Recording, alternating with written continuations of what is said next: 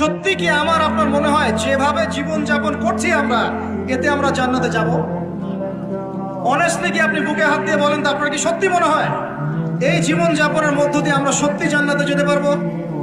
ছেলেপেলে কিশোর গ্যাংয়ে যোগ দিচ্ছে, ছেলেপেলে টিকটক প্রজন্ম হয়ে গেছে, ছেলেপেলে মেয়েদের পিছনে আড্ডাবাজি করে টাঙ্কি মেরে বেড়ায়, ছেলেপেলে মেয়েদের সাথে ওপেন জেনা করছে, মেয়েরাও জেনা করছে।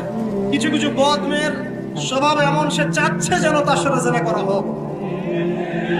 চুল খুলে নগ্ন হয়ে রাস্তাঘাটে ঘুরে বেড়াচ্ছে। বাড়ির মেয়েরা পর্দা করছে না, মা পর্দা করছে না, বোন পর্দা করছে না, স্ত্রী পর্দা করছে না।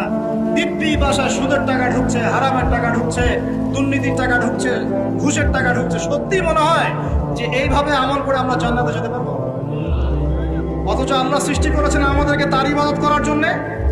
এই দুনিয়ার জীবনের সংক্ষিপ্ত হায়াত দিয়েছেন, মৌতের পর হয় জান্নাত, তাহলে জান্নাত, আর কোনো বিকল্প অপশন নেই।